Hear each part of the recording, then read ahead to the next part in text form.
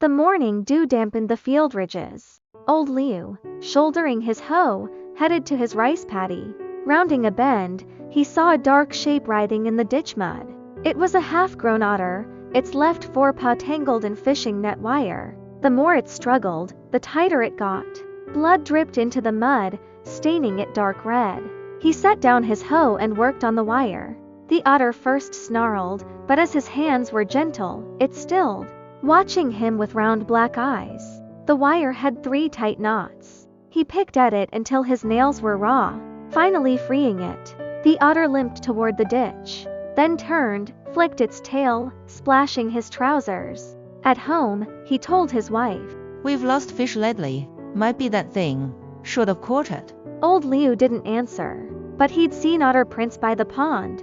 Over the following days, Old Liu often met the otter. It didn't run, it would watch him work, sometimes leaving a small fish by his hoe.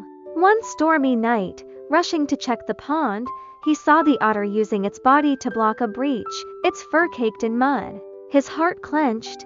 He carried it ashore, dried it, and saw new cuts on its poorly healed paw. "Silly thing, this isn't for you to handle." The next day, heading to the river with a basket, the otter followed. It swam ahead, then turned and beckoned. Following, Old Liu parted the reeds and froze. On the shallow bank lay 3 smaller, gray-furred otters. They immediately crowded around to nurse. This otter had risked the fish pond to feed its young, only to get caught. Watching the mother gently lick the pups with her injured paw, Old Liu remembered his own father, who'd always give him the last bite, no matter how tired. After that, Old Liu scattered corn grits by the river daily. Once, while mending nets, the otter tugged his trousers towards the water. He followed and found a loose underwater post, about to collapse. Later, when a crew tried to fill the river bend for a new ditch, Old Liu stood before the bulldozer with his cane, refusing to let them. It was the otter's home. Not long after, Old Liu's grandson got into a top university, the first in the village. At the celebration dinner, a line of dark shapes swam from the river. The otter and her young, lined up at the bank, tails slapping the water, pat pat pat, as if applauding.